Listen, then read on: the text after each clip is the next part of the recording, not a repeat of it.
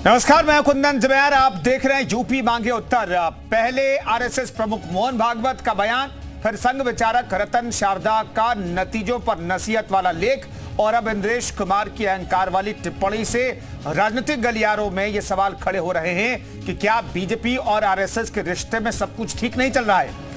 दरअसल इंद्रेश कुमार ने चुनावी नतीजों पर बोलते हुए कहा कि राम भक्ति वालों में अहंकार आ गया तो उन्हें 241 सीट पर ही रोक दिया गया, वहीं जिन्होंने राम का विरोध किया उन्हें 234 पर रोका गया। अब इंद्रेश कुमार के इस बयान को लेकर घमासान मचा हुआ है। इंद्रेश कुमार के बयान पर इंडिया गठबंधन का कहना है कि 10 साल से अहंकार जारी है। संघ ने इस पर बोलने से बहुत देरी कर दी है। हालांकि इंद्रेश कुमार के बयान से संघ ने किनारा भी कर लिया है। उधर यूपी में हार को लेकर बीजेपी में मंथन का दौर जारी है। आज भी बीजेपी प्रदेश अध्यक्ष ने हार के कारणों पर चिंतन मंथन के लिए बैठक बुलाई थी, जिसमें कहा जा रहा है कि बंद लिफाफे में भूपेंद्र चौधरी को हार के कारणों की रिपोर्ट सौंपी गई है। यानी हार पर एक तरफ बैठकों का दौर जारी है तो दूसरी तरफ नसीहतों का दौर भी। तो सवाल तमाम है जिन पर खास पैनल के साथ चर्चा करेंगे, लेकिन पहले ये बयान सुनिए। और जो कार्यक्रम है, अभियान है हमारे, उनकी सबकी समीक्षा करके और आगे पूरी कार्य योजना बनाकर पूरी ताकत के साथ भारतीय जनता पार्टी को आगे बढ़ाने का काम करें। हारे हुए सांसद भी जो है अब तमाम अपनी जानकारी दे रहे हैं। अलग अलग क्षेत्र के हिसाब से हम लोगों ने तय किया है। इस 2024 में भी राम राज्य का विधान देखिए लोकतंत्र के परम में कैसा है। जिन्होंने राम की भक्ति की पर धीरे धीरे अहंकार आ गया, उस पार्टी को सबसे बड़ी पार्टी घोषित कर दिया। अब उसका और जो पूरा उसको मत मिलना चाहिए, जो शक्ति मिलनी चाहिए, वो भगवान ने अहंकार के कारण दिया। जिन्होंने राम का विरोध किया उनमें से किसी को भी शक्ति नहीं दी, सब मिलकर भी नंबर 1 नहीं बने, नंबर 2 पर खड़े कर दिए। इसलिए जिस पार्टी ने भक्ति की, अहंकार आया, उसको 241 पर रोक दिया, पर सबसे बड़ी बना दी। तो चलिए, बयानों को सिलसिला जारी, लेकिन इन सबसे जुड़ा हुआ जो सवाल है वो हम आपके सामने रखना चाहते हैं। पहले मोहन भागवत, अब इंद्रेश किसके लिए अहंकार शब्द का इस्तेमाल कर रहे हैं, किसके लिए संदेश है? यूपी में बीजेपी की हार की वजह क्या वाकई में अहंकार है? क्या बीजेपी से नाराज है आरएसएस, जैसा कि चुनाव के दौरान और चुनाव के बाद भी अब बयान निकल करके सामने आ रहे हैं? बीजेपी को संघ की नसीहत है और इंडिया के लिए क्या ये मौका, इंडिया गठबंधन के लिए? ये अपने आप में बेहद महत्वपूर्ण सवाल है। इन सवालों पर चर्चा करेंगे। तमाम मेहमान हमारे साथ मौजूद रहेंगे, उनसे बातचीत करेंगे और ये समझने की कोशिश करेंगे कि क्या बीजेपी की हार जो है वह अहंकार की वजह से हुई है। इस पर हम चर्चा करेंगे। तमाम मेहमान भी हमारे साथ जुड़ेंगे, उनसे हम आपको परिचय भी कराएंगे। लेकिन फिलहाल बड़ा सवाल यही है कि क्या वाकई में अहंकार की वजह से हारी है बीजेपी या नहीं। लेकिन इन सब के बीच महत्वपूर्ण सवाल तो यह है कि आरएसएस और बीजेपी के बीच क्या सब कुछ ठीक नहीं चल रहा है। मनोज उपाध्याय हमारे साथ, नेता बीजेपी के मौजूद हैं। कपिल श्रीवास्तव, प्रवक्ता समाजवादी पार्टी के मौजूद हैं। डॉक्टर सौरभ मालवीय हमारे साथ, नेता आरएसएस के मौजूद हैं। परमवीर सिंह, राजनीतिक विश्लेषक हमारे साथ मौजूद हैं। तमाम मेहमानों का बहुत बहुत स्वागत है। मनोज उपाध्याय साहब, सब कुछ ठीक चल रहा है क्या? जी बिल्कुल। हेलो जी जी हेलो। बिल्कुल, देखिए, जनता का जो जनादेश रहा, बिल्कुल हम उस पर कार्रवाई, आप हम जैसा कि हर उसमें हम लोग कहते हैं, हर चुनाव के बाद भारतीय जनता पार्टी उस पर मंथन करती है और आज ये वैसी स्थिति भी बनी है। हम लोग मंथन किया जा रहा है, जिसमें जो कमियां आएंगी उसको दूर किया जाएगा। बिल्कुल, जो जनता ने जो बहुमत दिया है उसको हम स्वीकारते हुए आगे बढ़ने के लिए अगला लक्ष्य हम लोगों के ये नहीं है कि हमारे कार्यकर्ता और लोगों की तरफ बैठने वाले हैं और न हारने वाले हैं। हम तो जनता की सेवा के लिए निकले हैं। जाहिर सी बात है, मोदी जी के और योगी जी के हाथों को मजबूत करते हुए हम लोग हर अंतिम व्यक्ति तक जाएंगे, भारतीय जनता पार्टी की योजनाओं को बताते हुए उसकी योजनाओं का लाभ दिलाएंगे, जिससे आने वाला समय जनता के हित में, देश के हित में फिर से कमल का फूल बेहतर तरीके से और फिर नहीं। मनोज उपाध्याय साहब, लेकिन एक चीज जानना चाहिए, जो नसीहतें दी जा रही है एक के बाद एक संघ की तरफ से, क्या उन पर गौर फरमा रहे हैं आप लोग? नहीं, नसीहतें नहीं दी जा रही। कोई व्यक्तिगत चीज के लिए, अगर आप जो भी व्यक्तिगत चीज की, व्यक्तिगत बयानों के लिए अगर कहीं से, जब पार्टी का, भारतीय जनता पार्टी का अगर कोई राष्ट्रीय अध्यक्ष या हमारे प्रदेश अध्यक्ष कोई चीज के लिए टिप्पणी हैं, तो उस बात का हम लोग, वो पार्टी का गाइडलाइन होता है और गाइडलाइन अगर वहां से पार्टी, मैं कुछ बोल रहा हूँ, अगर पार्टी अध्यक्ष हमारे उसको खारिज करते हैं, जाहिर बात है व्यक्तिगत बयान हो सकता है। तो इस नाते आरएसएस के नेता जो भी कहे जाए, जिस तरफ जो है तो वो कहीं ना कहीं वो आरएसएस की वो बाणी नहीं है, आरएसएस का बयान नहीं है। आरएसएस के देखिए मोहन भागवत जी से लेके सारे लोगों ने उसका जो है व्यक्तिगत बयानों मिले उसका खंडन किया है। नहीं तो मोहन भागवत जी भी ने तो कहा कि भाई अहंकार आ गया कुछ लोगों में, और आप जो काम कर रहे हैं उसमें अहंकार आ गया कि मैंने किया है। इन शब्दों का इस्तेमाल वही किया। ठीक है, आप इंद्रेश कुमार के बयान को आप दरकिनार कर रहे हो, ऑफिशियली वो बयान नहीं है, लेकिन जो मोहन भागवत ने कहा उसे तो मानेंगे। बिल्कुल हम मानेंगे। मोहन भागवत जी का बयान साफ और शब्दों में है कि जब हम कार्य करते हैं और कार्य का जब हम उसका श्रेय लेते हैं तो वो है अहंकार। और भारतीय जनता पार्टी ने ऐसे किसी हमने सेवा किया है, जाहिर सी बात है राजनीतिक दल है, हम जो सेवा करते हैं, जो योजनाएं चलाते हैं उसको जनता तक पहुंचाने का काम करते हैं। जनता का है सरकार है, जनता का ही पैसा जनता के बीच में जा रहा है, हम बात को लेके करते हैं। हम कभी ये नहीं कहें कि राम मंदिर बना है तो हमने उसमें पहल किया है। लगातार भारतीय जनता पार्टी से कहा जा रहा है, चाहे वो माननीय प्रधानमंत्री जी हो, चाहे हमारे राष्ट्रीय अध्यक्ष जी का। ठीक है, मैं लौटता हूँ। डॉक्टर सौरभ मालवीय भी हमारे साथ मौजूद हैं। डॉक्टर सौरभ मालवीय, अनुषंगिक संगठन की तरफ से जो चुनाव के दौरान कहा गया और चुनाव के बाद आप लोगों की तरफ से जो नसीहत दी जा रही है, इसे किस तौर पर देखें? क्या आप लोगों के बीच, आरएसएस और बीजेपी के बीच सब कुछ ठीक है? देखिए, भारतीय जनता पार्टी विश्व की सबसे बड़ी पार्टी है राजनीतिक रूप से, सबसे ज्यादा सदस्यों वाला दल है और इसके पास एक सक्षम नेतृत्व है, एक स्पष्ट नीति है और एजेंडा है। इसके आधार पर भारतीय जनता पार्टी राजनीति के क्षेत्र में काम कर रही है और स्वतंत्र रूप से सारे निर्णय लेके कार्य करना ये भाजपा को तय करना होता है। रही बात संघ की, संघ एक सामाजिक संगठन है, सांस्कृतिक संगठन है और समाज के सभी वर्गों में और सभी प्रकार के लोगों के बीच में राष्ट्र, राष्ट्रीयता, देश, इन सारे बिंदुओं पर व्यक्ति निर्माण की दिशा में कार्य करता है राष्ट्रीय स्वयंसेवक संघ। ऐसे में राजनीति के लिए भाजपा से निकटता वैचारिक है, तो जब भाजपा को लगता है तो संघ का सहयोग लेता है और संघ समय समय पर सहयोग करता है। दूसरे को लगेगा तो भी उसको संघ सहयोग करेगा। नहीं तो सौरभ जी, इस बार तो लगा कि भाई भाजपा को आप लोगों की जरूरत नहीं थी। नहीं, वो ठीक बात है, जिसको भी लगे। मैं केवल भाजपा की बात नहीं कर रहा हूं, मैं तो ये कह रहा हूं कि किसी भी राजनीतिक दल को, किसी भी अन्य दल को यदि संघ की आवश्यकता है तो संघ से संपर्क करे, परामर्श मांगे, आए, सहयोग मांगे तो संघ देता है, उसमें कहीं कोई दिक्कत नहीं है। भाजपा को लगता है तो भाजपा को मिलेगा, अन्य को लगता है तो अन्य को भी मिलेगा। तो ऐसे में मनमुटाव जैसा शब्द बिल्कुल भी नहीं है, क्योंकि भारतीय जनता पार्टी सक्षम राजनीतिक दल है और राजनीति के क्षेत्र में लंबे समय से अपनी सेवाएं दे रही है। तो मुझे नहीं लगता कि ऐसा कोई मनमुटाव जैसा कोई विषय है। ठीक है, कपिल श्रीवास्तव साहब, वैसे तो ये बीजेपी और आरएसएस के बीच का मामला है जिसमें मर्यादा का जिक्र हो रहा है, जिसमें अहंकार का जिक्र हो रहा है, लेकिन समाजवादी पार्टी इन बयानों को किस तौर पर देखती है? क्योंकि संघ प्रचारक और संघ के बड़े नेता हैं इंद्रेश कुमार, उन्होंने कहा कि भाई जो राम के साथ थे, जो राम को लाए हैं, वो 293 290 के आसपास रह गए और आप लोग 234 के आसपास रह गए। इसे किस तौर पर समाजवादी पार्टी देखती है? नहीं, उन्होंने ये कहा वो 240 रह गए और ये लोग जो हैं वो 234 रह गए। हाँ ठीक है, उन्होंने ये कहा। हाँ, लेकिन हम सबसे बड़ी बात यही कहते हैं कि यही तो घमंड और यही तो अहंकार है ना। भगवान श्री राम को क्या हम और आप ला सकते हैं? ये इनका अहंकार है कि ये कहते हैं कि साहब हम बायोलॉजिकल पुरुष नहीं हैं। और एक इनके राष्ट्रीय प्रवक्ता जो अब सांसद हैं, उन्होंने क्या कहा कि पुरी के भगवान भी उनके भक्त हैं। बाद में उन्होंने माफी मांगी उसके लिए। तो जब इतना अंधभक्ति किसी के चश्मों पे चढ़ जाए, नहीं, माफी तो मांगते ही रहते हैं, वो तो कोई बड़ी चीज नहीं है।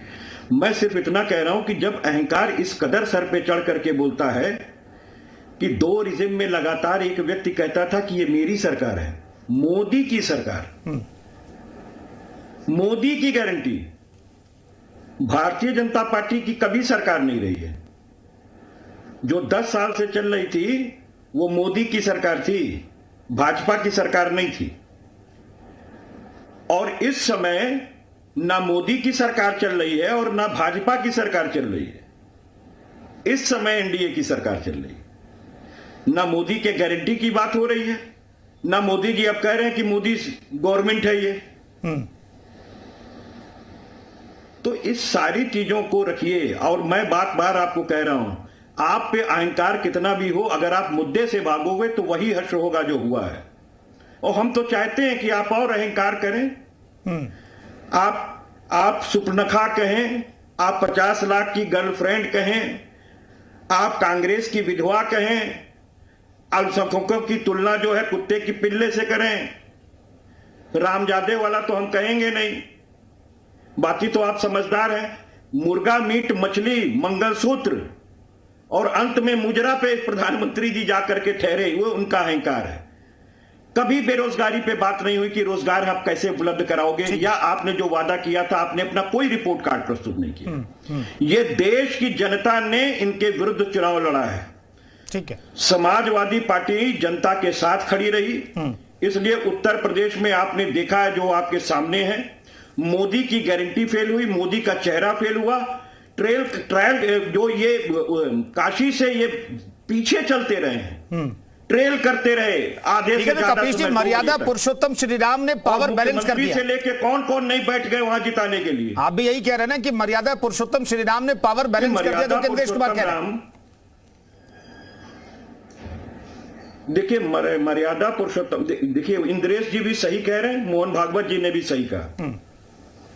इसमें कहीं दो राय नहीं है कि भारतीय जनता पार्टी, लेकिन उन्होंने आपको विरोधी कह दिया राम का, अपना पिता संगठन मानती है। कपिल जी मैं रोक रहा हूं, लेकिन वो उन्होंने, इंद्रेश जी ने आप लोगों को विरोधी कह दिया राम। वो देखिए मैं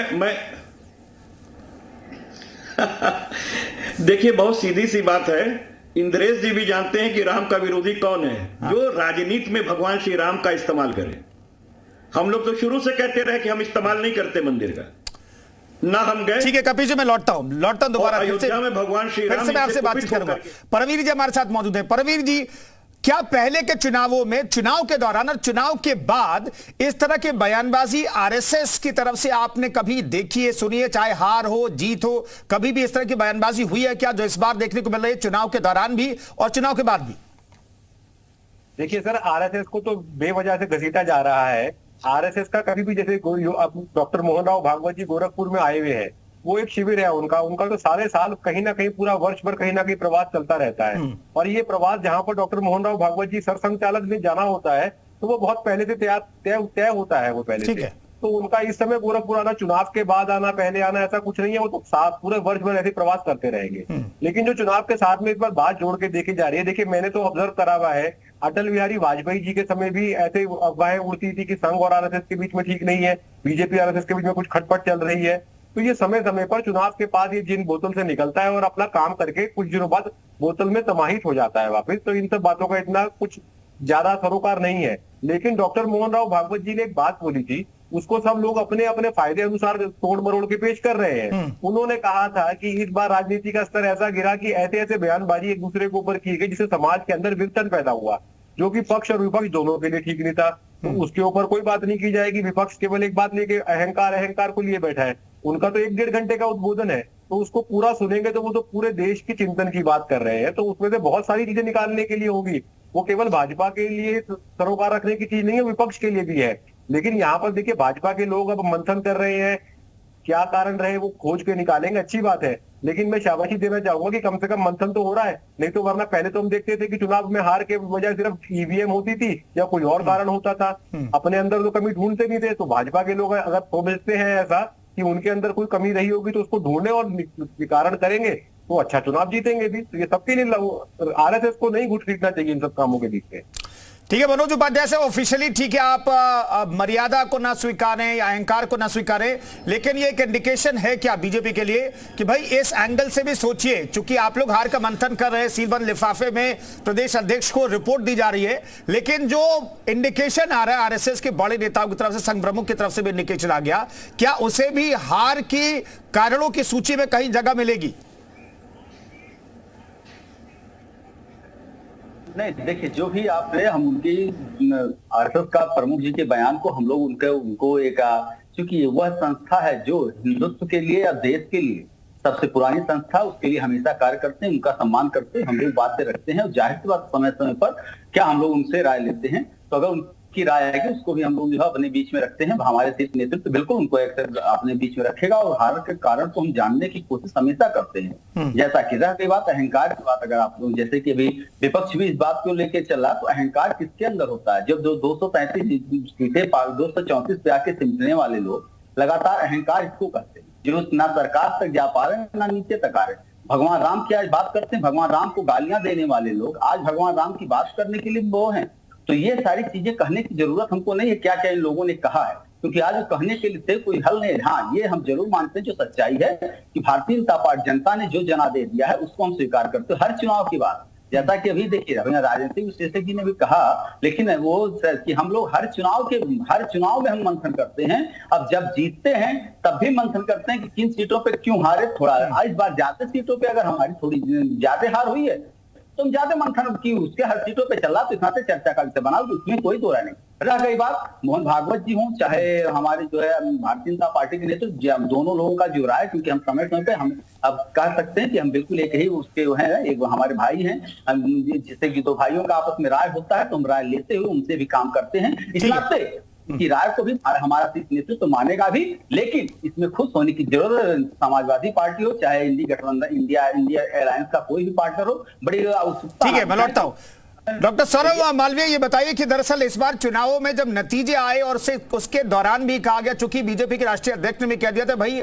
हमें आरएसएस की जरूरत इस तौर पर नहीं, चूंकि हम अब सक्षम है फैसले लेने में भी, और हम बहुत बड़ी पार्टी है, दुनिया की सबसे बड़ी पार्टी और हम सक्षम है। तो ये खबरें उड़ी सामने चुनाव नतीजों के बाद कि भाई आरएसएस उतनी इंटेंसिटी के साथ इस बार बीजेपी के साथ इंटैक्ट चुनाव के दौरान नहीं था। सच्चाई क्या है? देखिए, वास्तव में राष्ट्रीय स्वयंसेवक संघ प्रत्येक 5 वर्ष के बाद होने वाले चुनाव में जन जागृत चुनाव परिष्कृत के लिए हमेशा प्रयास करता है और कार्यकर्ताओं को बताते हैं, स्वयंसेवकों को बताते हैं, देश की जनता को बताते हैं, मतदाताओं को बताते हैं कि यह लोकतंत्र का पर्व है और इस पर्व में आपकी भागीदारी, अपनी भागीदारी सुनिश्चित करना चाहिए। संघ करता है, देश भर में अभियान के रूप में लेके काम करता है। इस बार भी किया, पिछली बार भी किया, सदैव करते हैं और इसकी जागरूकता बनाते हैं।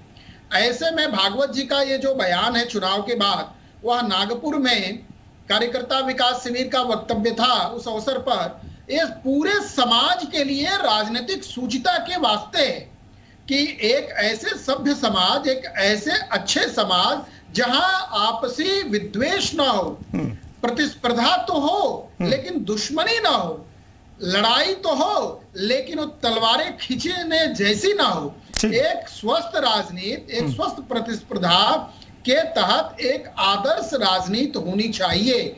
और ऐसे में हर व्यक्ति के लिए पूरे समग्रता में वह व्यक्ति कह रहे हैं कि विकार, किसी के भी मन में अहंकार, यह ठीक नहीं होता है। तो इसको केवल भाजपा को देखने जैसा नहीं है, एक बात। दूसरी बात जो आपने कहा कि भाजपा के चुनाव प्रचार में संघ लगा कि नहीं लगा, वास्तव में लगने जैसी कोई बात नहीं है। बात जन जागृति की है कि देश में, समाज में, राष्ट्र में जो भी राजनीतिक दल है वह देश के लिए काम करे, देश के विकास के लिए काम करे और देश को विश्व पटल पर स्थापित। नहीं, सौरभ मालवीय साहब, पहले भी आप लोग ऐसे तरह काम करते रहे कि भाई जो भी राष्ट्र के लिए काम कर रहा है उसके लिए काम करना चाहिए, उसके लिए संघ के प्रचारक संघ के लोग लगते थे या फिर एक स्पेसिफिक पार्टी यानी कि बीजेपी के लिए लगते थे? नहीं, सदैव संघ सदैव इस काम को अपने स्तर पर मतदाताओं से अपील करता है। जन जागृति जी न्यूज ने भी अपील किया, सरकारी संस्थाओं ने भी, एनजीओ ने भी, सारे लोग अपील करते हैं। ठीक है, कपिल साहब, हार की वजह तो तलाशी जा रही है, लेकिन जीत की वजह को आप लोग जब तलाश रहे हैं तो कौन कौन से ऐसे मुद्दे आप लोगों को दिखाई दे रहे हैं कि किन मुद्दों पर आपकी जीत हो गई? देखिए कपिल जी, देखिए, हमने बार बार आपको कहा कि जब, देखिए, हम आपको एक बात कह रहे हैं कि जो विपक्ष ने मुद्दे से अपने आप को इधर उधर नहीं किया, इन मुद्दों की जीत है। मोदी जी के अहंकार और भारतीय जनता पार्टी के अहंकार की पराकाष्ठा के विरुद्ध जीत है। इनका ये 400 पार का नारा इनको बैकफायर कर गया।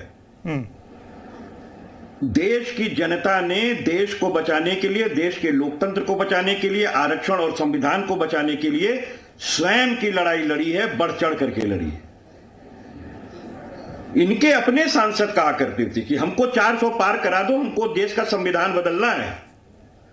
और जो इनके सांसद कह रहे थे, जहां से भगवान श्री राम कुपित हो गए और अयोध्या हार गए, जिस अयोध्या में कितना पाखंड भारतीय जनता पार्टी ने किया है कि अभिभूत हो गया पाखंड से कि शंकराचार्यों को यह कहना पड़ा कि हम नहीं आएंगे, राजनीतिक गठबंधन का हिस्सा हम नहीं बनेंगे। ठीक है कपिश जी, मैं माफी चाहूंगा, रोक रहा हूं, वक्त इतना ही था इस चर्चा के लिए। बहुत बहुत धन्यवाद तमाम मेहमानों का चर्चा में शरीक होने के लिए, बहुत बहुत शुक्रिया।